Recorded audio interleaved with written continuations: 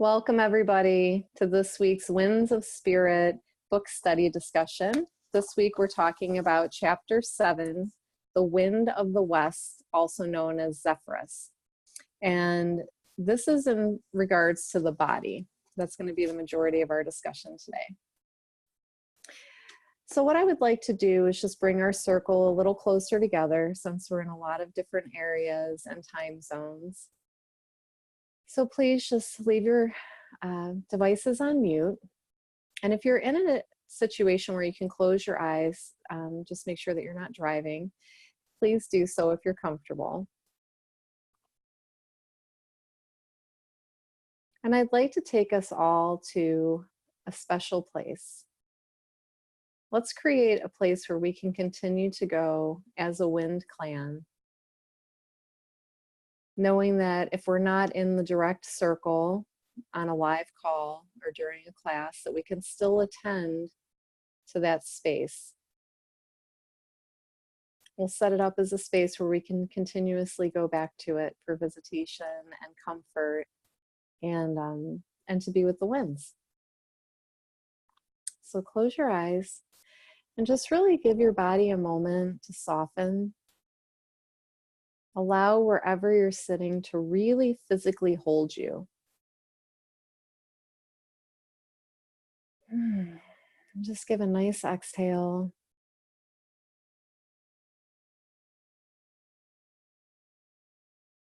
And direct your senses inwardly, inviting your imagination to awaken. And the chatter of your to-do list and the entire day that's already behind you, just allow that to float away. And really encourage your imagination to take center stage, if you will. And I'd like for all of us to go to a field. And let's imagine that it looks similar to stone, where there's these beautiful rock sculptures.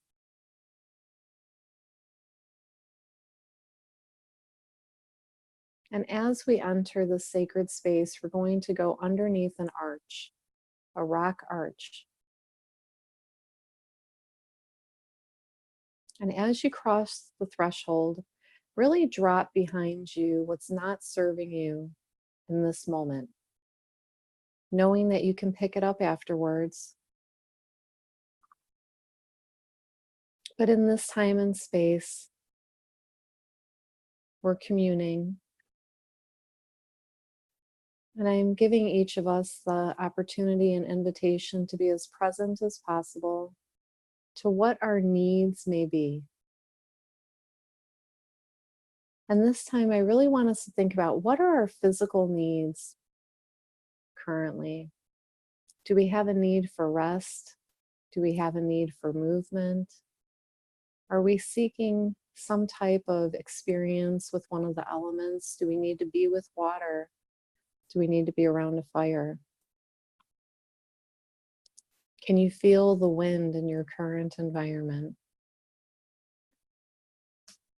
Are you standing on the earth? Can you feel her? Really check in with your body in this moment and ask, what is your physical need?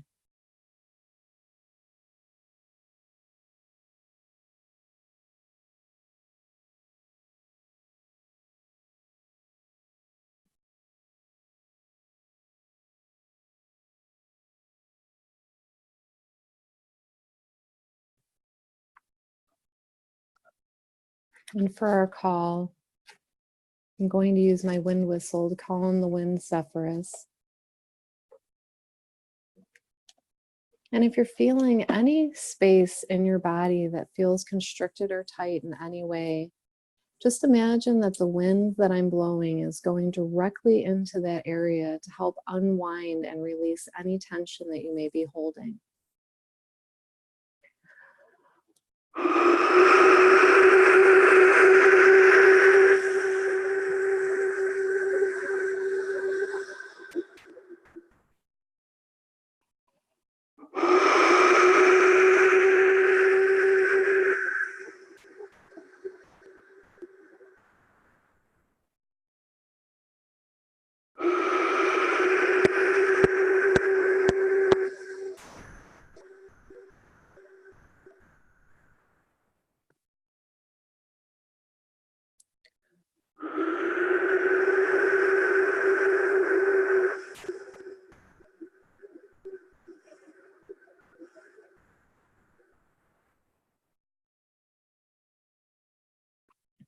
And taking another moment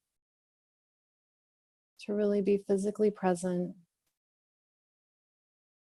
doing one final check to make sure that the space between your eyebrows is soft, that your jaw is unclenched, and the area in between your shoulder blades and right above your lungs is nice and soft as well. Take in one nice, deep, deep belly breath.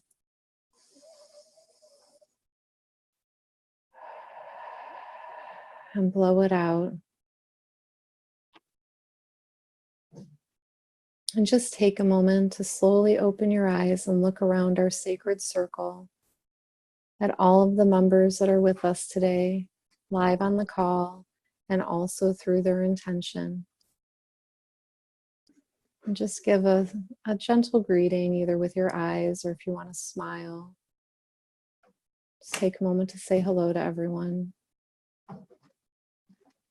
And I welcome you back to this moment.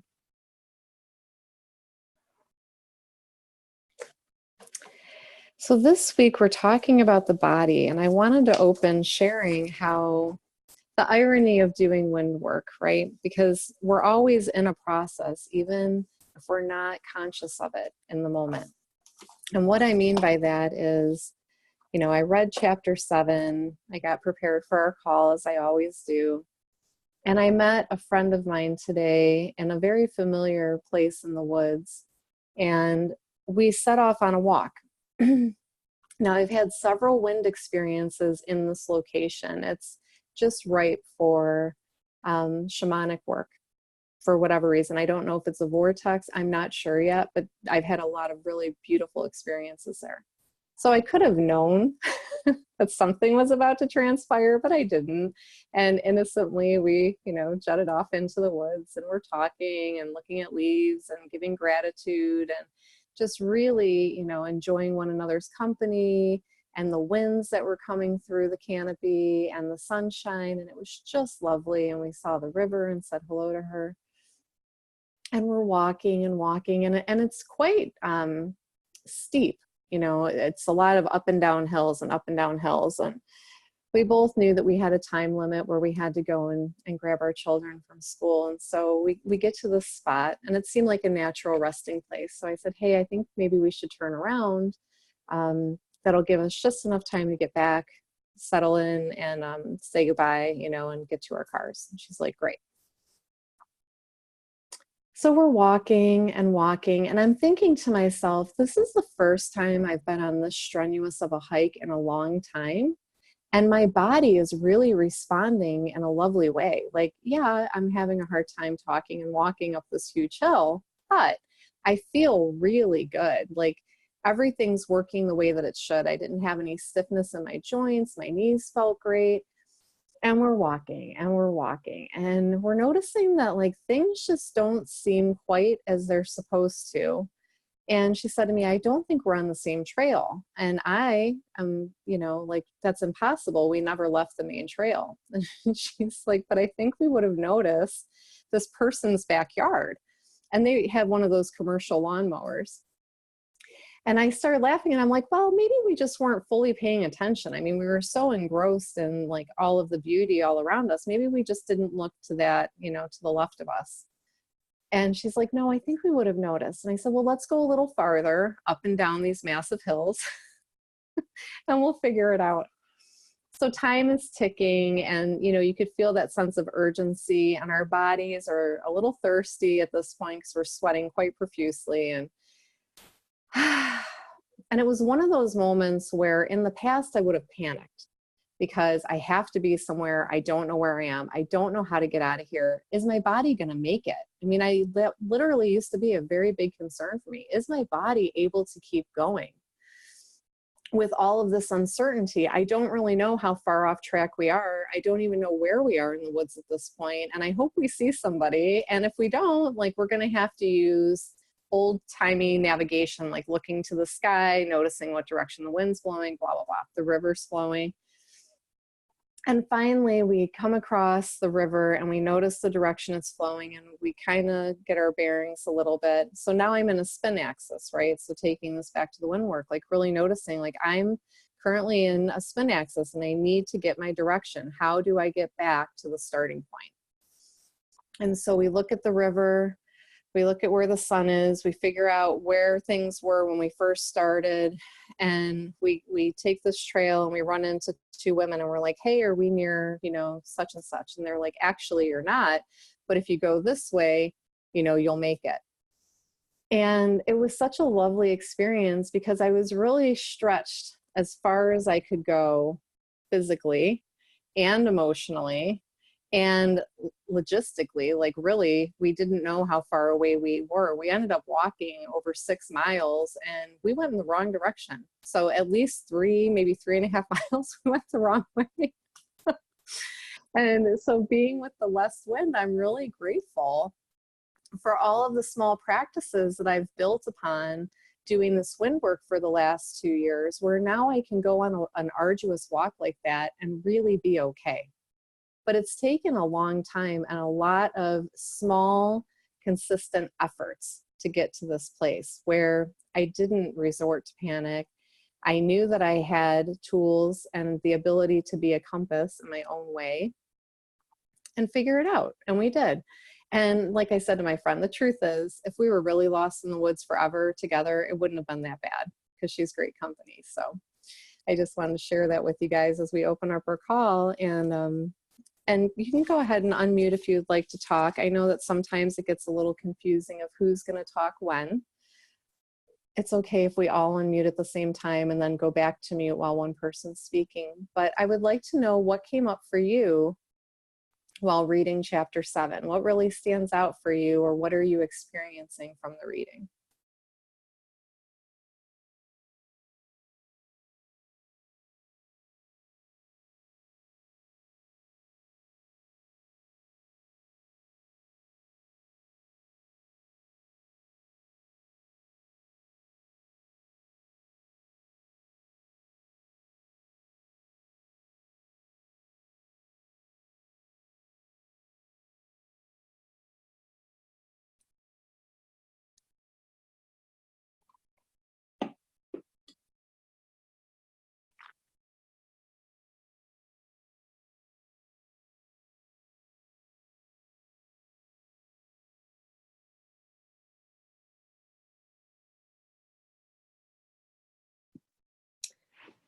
Well, I'll jump in.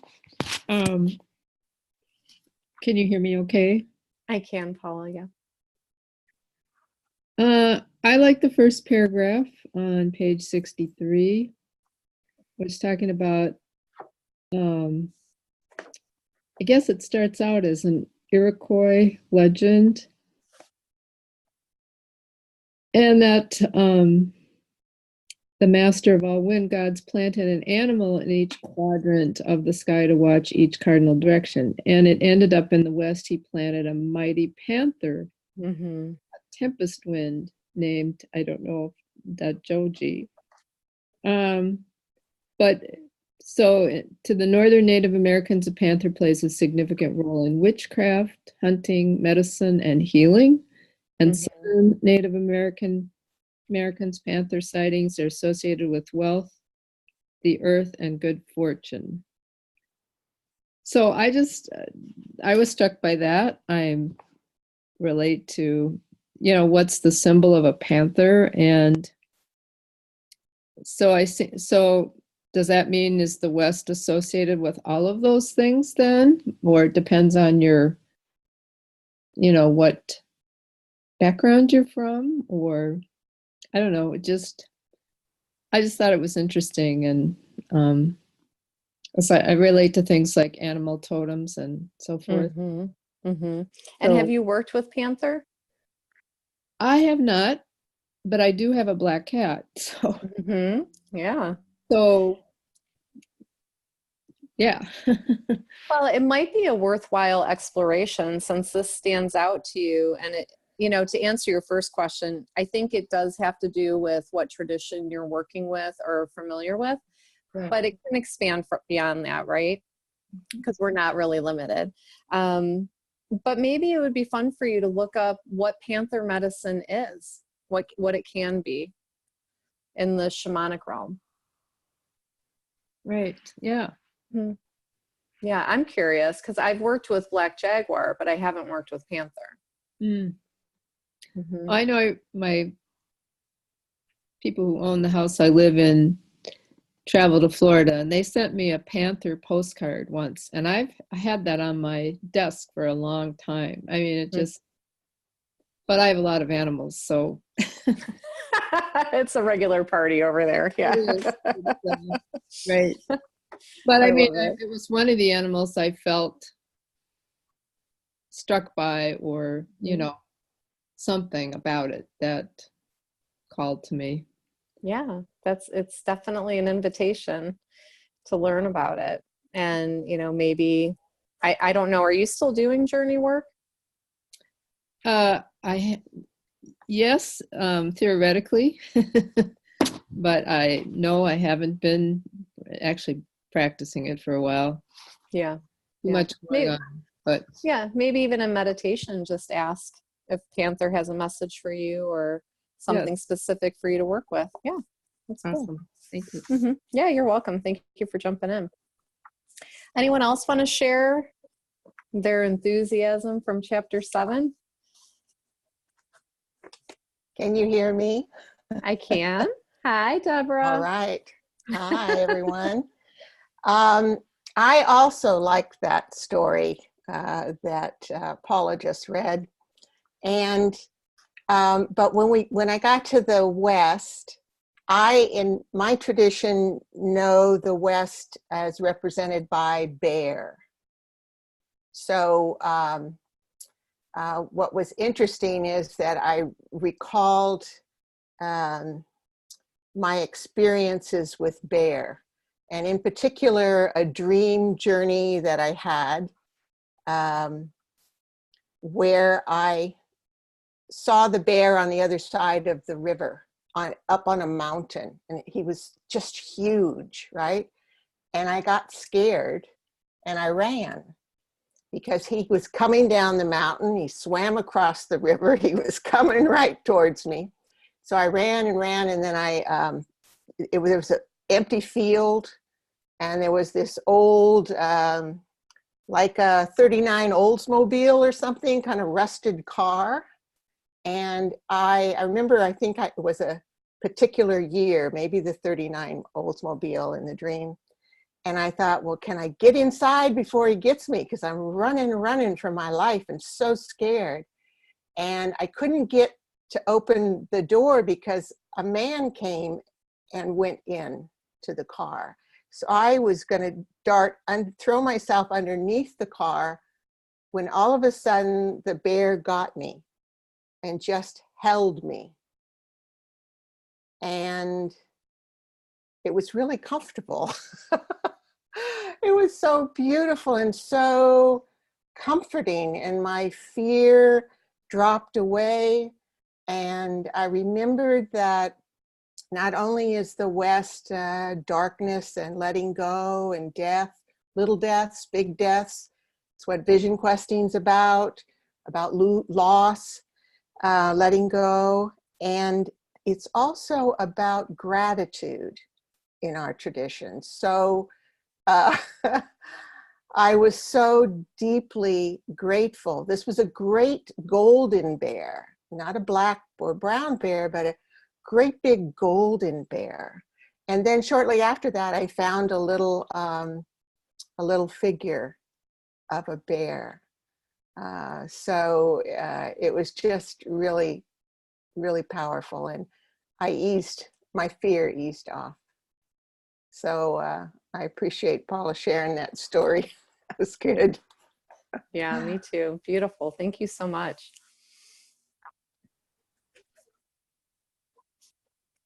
Would anyone else like to share?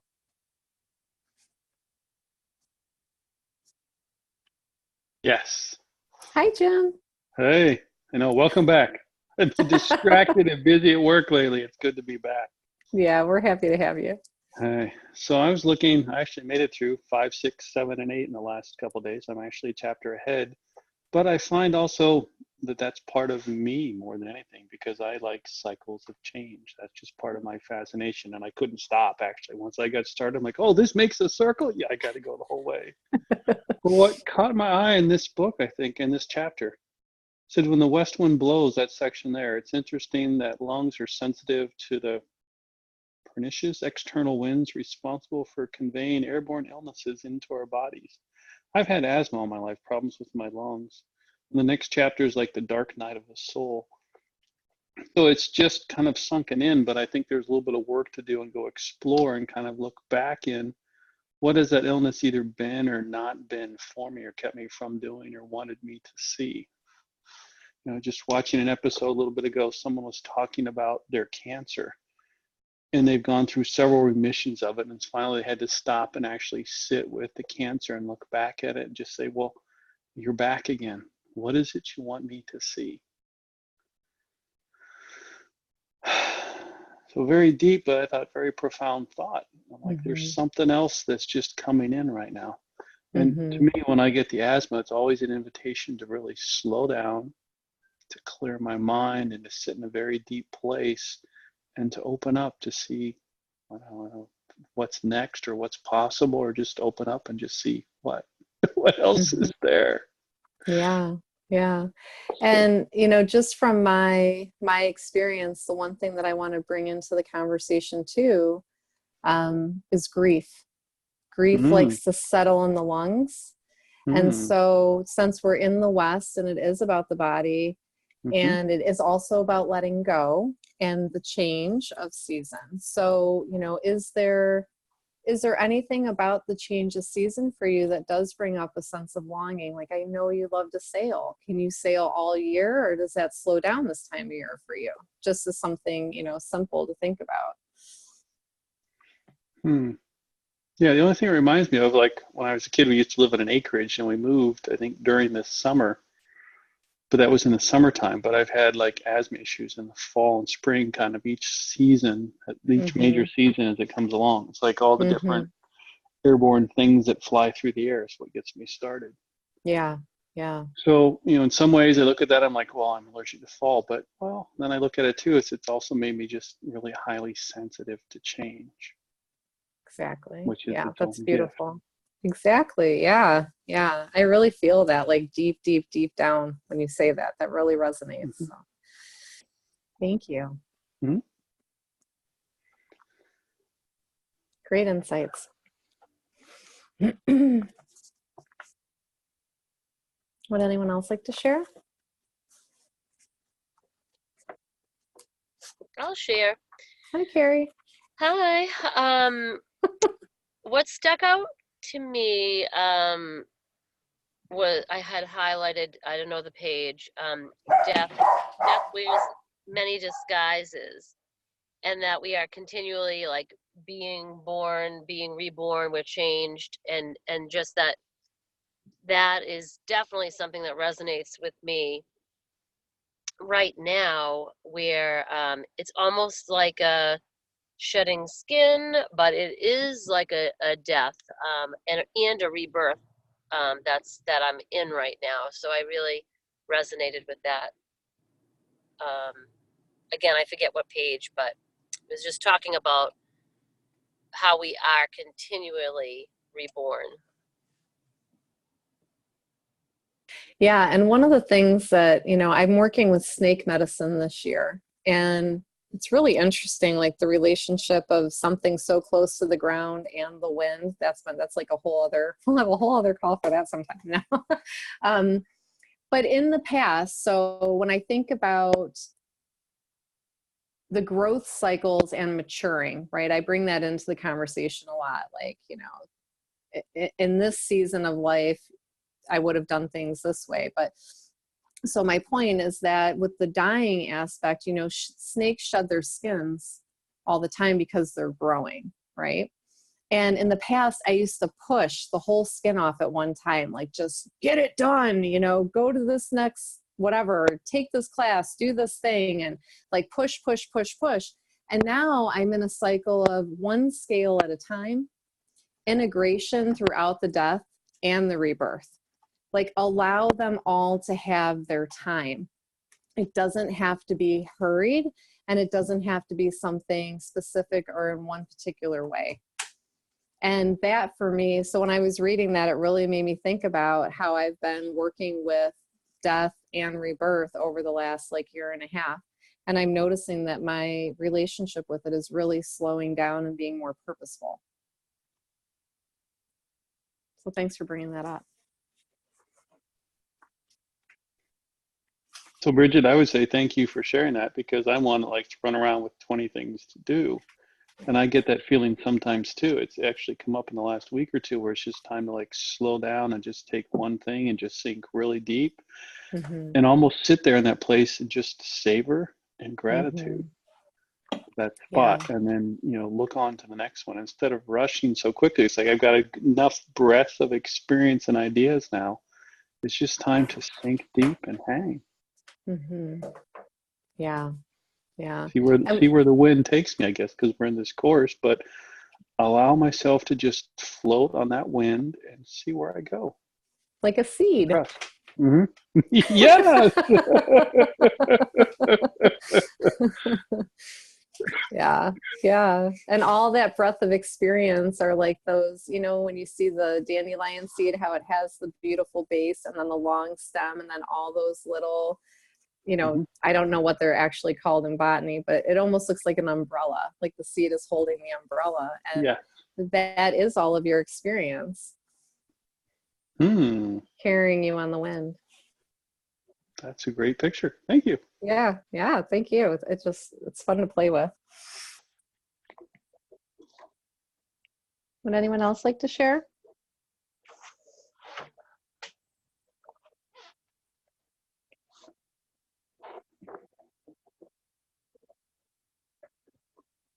One of the things that really spoke to me, and I think this probably is because I'm really trying to actively engage play and be more playful. So on page 64, there's a paragraph that says, a western wind possesses devious qualities, many of which are well hidden.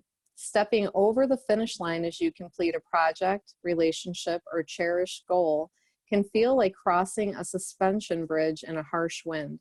You must stay focused and centered on each step to reach the other side of the gorge. And I was thinking, like, how can the West help one to see something through to completion? Like, how could we really invite Zephyrus to come in and help get us over that finish line? You know, and, you know, devious to me has a playful quality to it. It has a little bit of shadow to it as well. So it depends on what end of what side of devious you're bobbing with. But it made me feel a lot more light and invigorated to think of it like, oh, we could invite Zephyrus to come in and really help with something that started maybe in the earlier part of the year.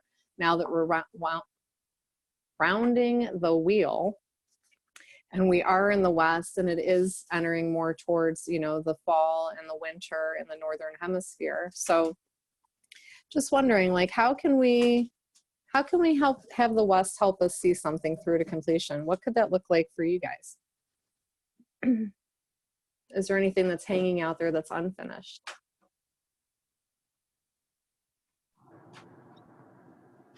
I have a few things. I have a lot of things that I feel like have been unfinished, but not like right now, but just in the past. And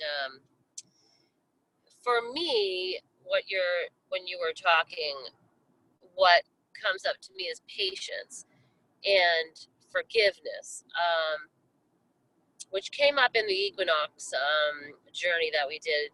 Forgiveness was part of it, which is forgiving for myself for some things that I didn't complete, and now I'm trying to, go back and do now. But patience in the process, and that's something that is speaking to me. And I have a lot of loose ends and things that are uncertain right now, which Thank you for that information on the uncertainty. Off topic, but yeah, I think it's just about, it comes back to slowing down, but having patience to do my own healing and to not rush in and try to do too much when it's not the right time. Like sitting in the West might be good for me. Yeah, sowing yourself into the soil, so to speak. Thank you, Carrie. The other word that comes up when I listen to you speak about that is compassion. So you mentioned forgiveness and patience, but compassion kept circling around when you were saying that. Like, I think sometimes it's really that slowing down and sinking in. There is like a layer of resistance that we have to like be with and keep falling into and leaning into until it gets to a softer place where it's like, now it doesn't feel as hard, right? Because that's part of why the push comes in the first place, because it feels a little hard to sit there that long.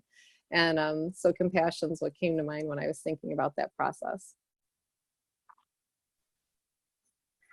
You know, the word that came to mind after you said that, Bridget, was surrender. Mm-hmm. Because as you push, as you fight, as you get through all this and you kind of slowly sink into it, part of it's compassion, but at some point I always feel like there's like a surrender point where I let go, and then what I was looking for either appears or the way forward arrives, and the door just seems to open at that point. Mm-hmm. Yeah, that's a good one. Thank you, Jen.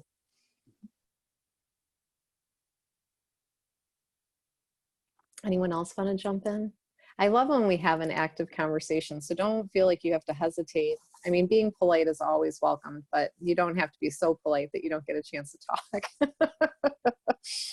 So. You know, the other thing that I thought of when you were first started with the short excerpt on 64 was, as you described it, I also had a different feeling of, well, if there's so much resistance, was this the right path that I should have gone down? To reflect in a different way, if I was working with the winds, would the path have been easier? Would have been more trusting and more floating and following the wind? Or is the harsh headwind really a point to reflect and say, is this really the right thing for me to be doing, or the direction to be going? Mm-hmm. And that's why the body is so important, because when we're aware of the resistance, it's really tuning back into self and checking in, which actually feels correct. Right? Because resistance is tricky, and it's definitely like one of the bigger tricksters in my life, you know, and in my teachings of the Toltec tradition, they always say that the obstacle is the path, which goes against sometimes my innate knowing of this is actually not the path. My body is telling me to make a turn. You know, the winds are directing me in a different direction. So it can get a little dicey trying to figure that out. And I think that's a really good point for us to come back into that compass exercise and figure out, like, where is my spin axis and which direction is actually correct for me in this moment. So great point. Good catch on the headwinds. I'm like, oh, I love when we're bringing the other chapters in. This is what it's all about. Yay! Big win. So thank you. Seriously, like that makes me really happy. On page 65, so this goes into what I was going to say next. On page 65, you must be aware of your body if you want to navigate your personal map and explore the 4 territories. A west wind will direct your attention to the physical. Unlike the mind, the body is a visible form and loves to move. Caring for your physical self is an important aspect of waking up. And so I wanted to ask you guys, what practice do you currently have in place for taking care of your physical self, your physicality? I asked the easiest questions. I have a dream about being more active.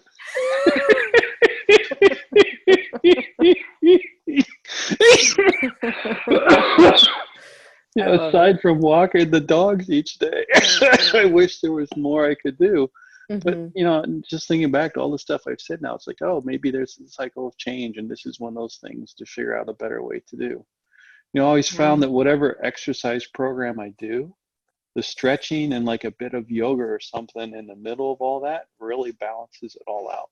And when I Mm. do that, it's almost like at one point it used to seem silly, and now when I do that stuff, it's more like a reward after a hard day's work or a hard series of workouts over the week. And that's what really balances everything out, and really it turns out to be for me the best workout. Yeah. Yeah. And so do you do that on a regular basis right now? No. Okay. But as we sit here talking about, like, it's time to do that again. I got to work it out or something. But it's Yeah. something I really do enjoy. And it makes a difference because when I do that, I do go to work with more energy. I have a clearer mind. I tackle things. Life just seems to flow easier. Hmm. Yeah. Yeah. That's beautiful. Yeah. I get that. My practice right now is every day I try to walk a trail, and I pick up garbage. So it's my spiritual dedication, and it's also my physical dedication. And I love how I've been able to blend the two because I do a lot of stretching. You wouldn't think so, but on a really good garbage day, I've bent over and leaned and stretched countless times. So it is kind of like a yoga, like a walking yoga. Um, and so I've just been really loving that. And I'm feeling a sense of grief right now because the weather is changing and it's making it a little bit more difficult. So it's a chance for me to say, well, am I going to invest in gear so I can be outside all year long? Or am I going to change the practice so that I can still get in that movement, but then what does my spiritual self need too? So I'm kind of in this in-between state right now of trying to figure this out. It's always a work in progress. I practice Qigong and yoga Mm. and some breathing techniques. And my practice is usually each morning, but sometimes things get in the way. And like, for instance, I think it's been 2 or 3 mornings I didn't in the past. And I got to do it again today. And boy, does my body tell me the difference, It like Jim was saying, I have more energy when I do this. And I've been incorporating, for me, Qigong is very spiritual. The kinds of movements I use, it becomes a spiritual practice as well. Working with the chi and moving it through the body, just waking it up and shaking it up first thing, But it also, I've been working with my new wind whistle. And the first card I drew was Carrie. Yeah. And Carrie is expression and finding your voice and, much more to it than that. But that's what the card said. And then I read about it in the book. And it just really, really spoke to me. It was like so incredibly perfect with the question that I had in mind, and where I needed help. And so today I'm still working with Carrie. It's just been a few days, maybe a week that I've had the whistle.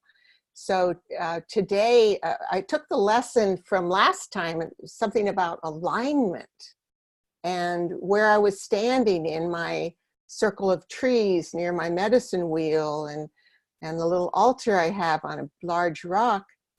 And I turned to the north because when I did the inner landscape work to figure out what's going on, what wind is speaking to me inside, it was the north.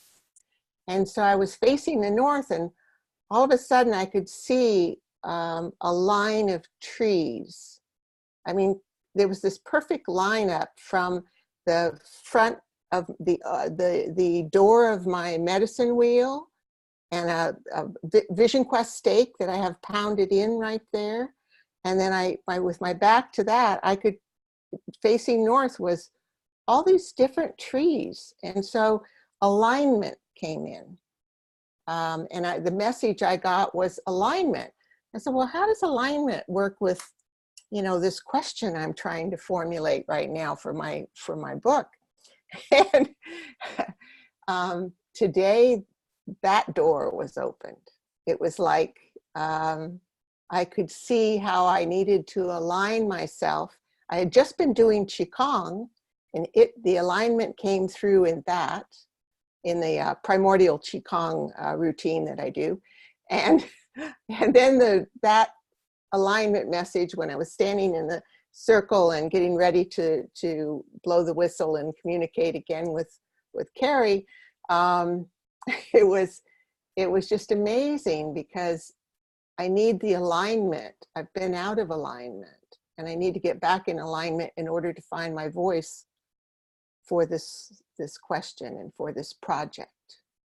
And I'm going to the Earth Dance. I leave tomorrow morning, and so I had questions about, well, how does alignment work there? And so all kinds of things were happening. It's very exciting to do this work. And in particular with the body and the West, because I've had this past year, a little over a year, I've done a lot of grief work and a lot of shadow work. And so I've been in the West for a while, but one of the big things that comes up is pay attention to your body, you know, so that's why I've been more disciplined about doing my exercises, paying attention to what I'm eating. I don't have a lot of energy, so it's so obvious when I do the Qigong and the yoga and walking too. Walking's been a little bit of a challenge for me lately. It's really hot here in Texas. So, but the energy is better. I have more energy when I do that.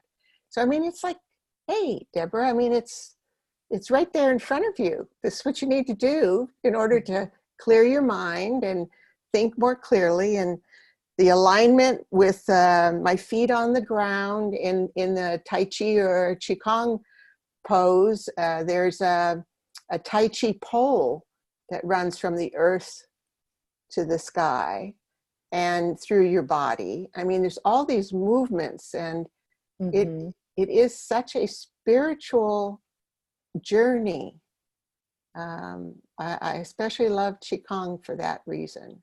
Yeah. When I was teaching it, I used to teach it, and I would take people on a journey, like up a mountain, or, you know, to a monastery or someplace, and, you know, we would knock on the gate and do all these different movements to get there, to get the elixir, to get the chi, to wake up the chi and allow it to flow.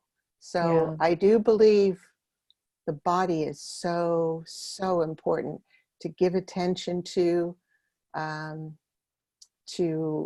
love it.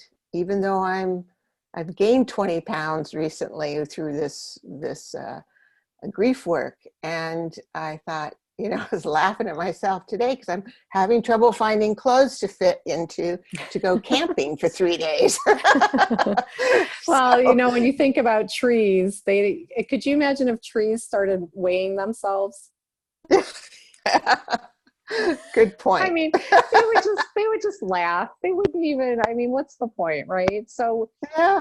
And they do put on more bark season after season, you know? So I don't know, just something to think about. Thank you. That's a good one. You're welcome. You're welcome. Anyone else want to share what your practice is?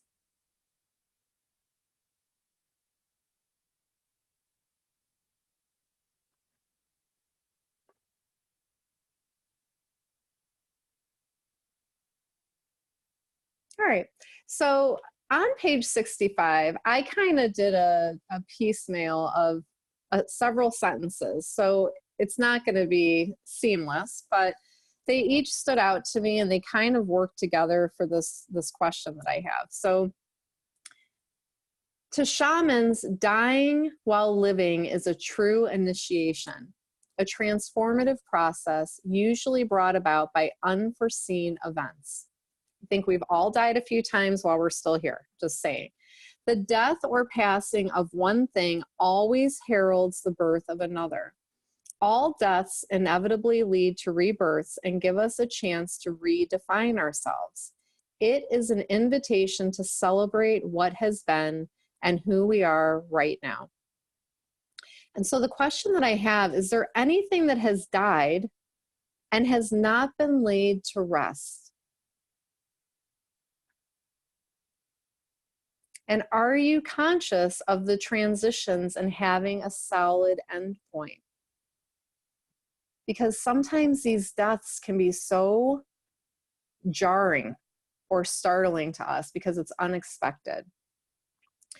And, you know, the end point is a very important part of this process. So I'm just curious, you know, listening to that, if there's anything that jumps out at you like, oh, yeah, there is still this one piece that's a little, still hanging out there a little bit. It's unsettled.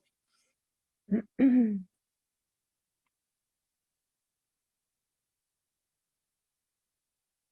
can ask that question to your body too. It may not be cognitive. It might be something that your body is still holding on to. So would you define endpoint or what you're referring to when you say that? Yeah, so what I mean by that is if you know, if a situation comes up and when you think about it, it doesn't feel triggering in any way, that means that there is a clear endpoint. But when you think about it and you feel some stirrings or something feels unresolved, there has not been completion.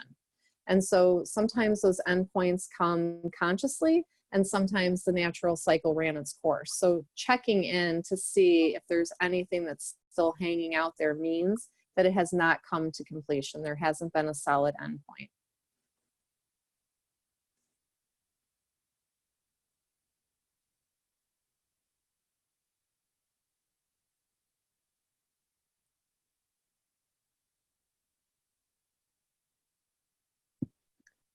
Well, I also tend to think of at least major grieving things as coming in cycles. Like, are you ever really done? Yeah. I'm not sure about that. Yeah, I mean, it's a good question, but I do think that we are done with a layer. So we may not be done with the entire process, but layers do come to completion. Okay. And they don't have to cleave onto us anymore.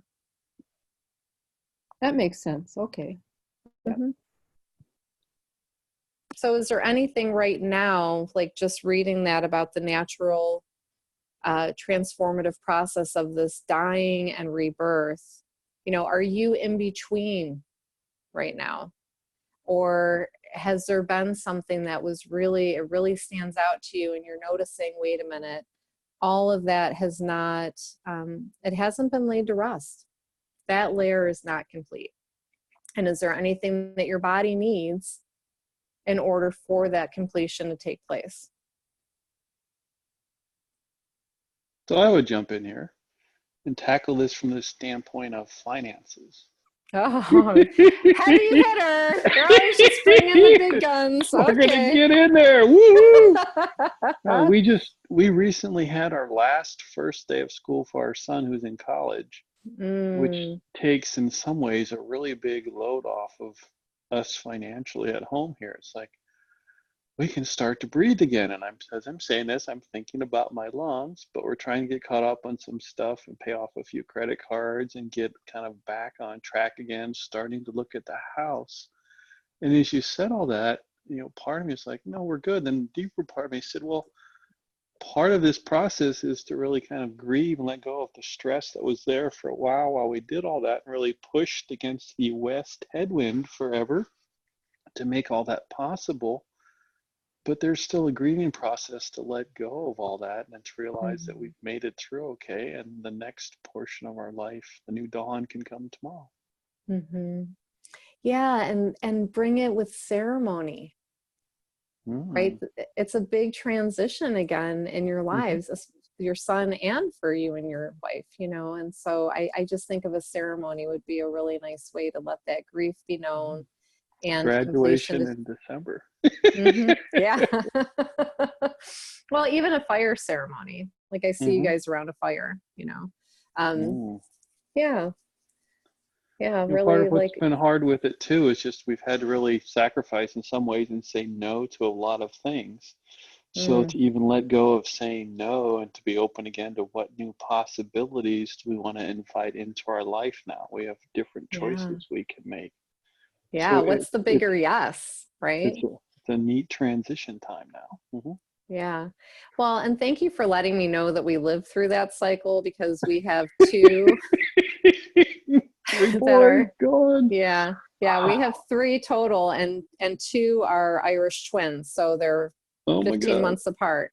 And yeah, and we're looking at colleges this year, and so it's just like I feel that transition and the are we going to be able to do this, how are we going to do it? And then you know, we haven't even gotten to live through that part yet, but yeah, I mean, so many cycles happening with these kids. Yeah, We went so on congratulations. over the course of a week, we went on a 1,500-mile road trip Oh wow. in the spring of senior year. Literally set sail and just went to all the schools that he got accepted to because he had to make a decision. Yeah. And that seems like only yesterday. You know, where would we go? And then this is the list of places where we could go, and now we're graduating. Wow. So My heart feels for you. I seriously. Yeah. but savor this moment. If I had to look back and tell my younger self something, it would be to really cherish that time that you're exploring. You know, the one thing that we didn't explore, which seemed to light up his heart later, was he ended up really liking Wake Forest because it was in the South and it was warmer compared to being up north. Oh You know, yeah. so Yeah. look for that out of place spot too, where Mm-hmm. you might not think about. Yeah. Yeah. Thank you. I appreciate that. Anyone else? Anything come to mind? Like I said, I always ask the hardest questions. So sorry, not sorry. We're here to grow, right? They're good stirring questions. Yeah. And no one ever gets to ask them of me. That's the deal. I just get to ask them. Now we know what to do for next class. Right.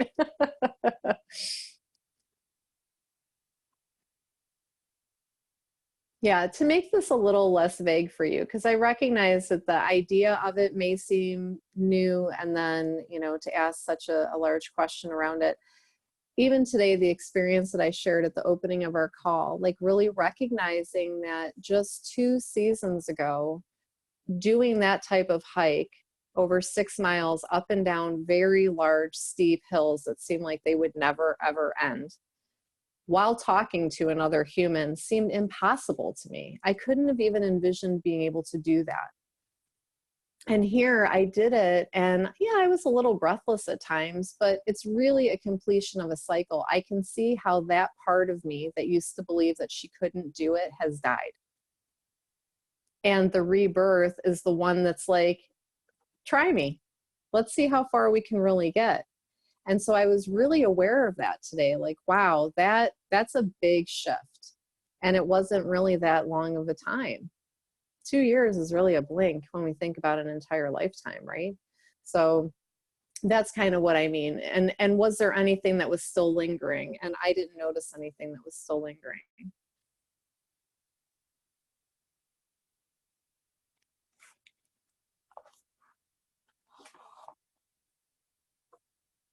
All right. So on page 67, I'm just going to read this little passage to close everything out, and then we will thank the wind Zephyrus for coming and keeping watch over our sacred circle. So on page 67, winds blowing from the western quadrant of your life's map often serve as catalysts for the spiritual transition that the 16th century mystic St. John of the Cross termed the dark night of the soul.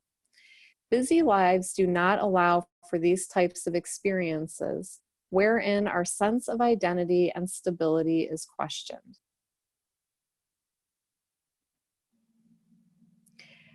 I appreciate the normalcy of something that is seldom referenced in a neutral way. And so what I mean by that is the dark night of the soul, you know, sometimes when people write articles about it, it's like, ooh, the dark night of the soul, or, oh, that poor woman, she's going through a dark night of the soul. But here it is, a very normal state of transition in our lives, usually happening, I think Renee said, around midlife, because that is a big rite of passage. And in modern culture, we're not honoring that in the way that we once did. And so I love that ending passage because, again, it's bringing things that are viewed societally in one way and really normalizing it and saying, hey, don't fear, this is part of the journey too. And the wind's got you, so we're good. And what I would like to do is just everyone, if we can, if you're not driving, just take a moment. And we will enter back into the threshold, that beautiful stone arch of our sacred circle in the field. And we'll wait for everyone to join.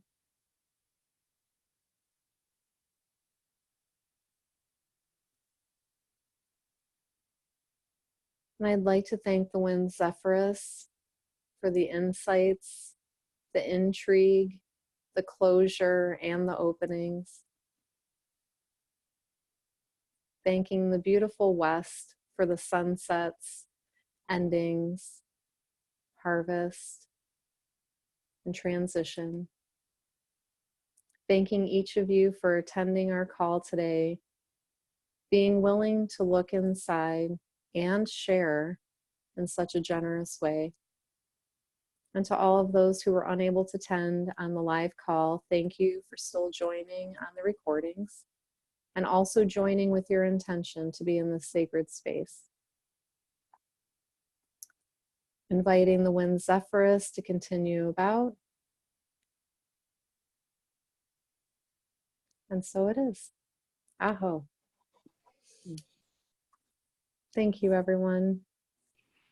Next week, hold on, stay tuned. Next week, Jim, you're already ahead of the game, so this doesn't apply to you. But we need to read chapter 8, which is Boreas, Wind of the North, and it's pages 69 through 74. And until then, I will see you all next Thursday. Have a great weekend. Thank you. Thanks. Thank you. Thank you. Bye. Good night. Good night. Bye.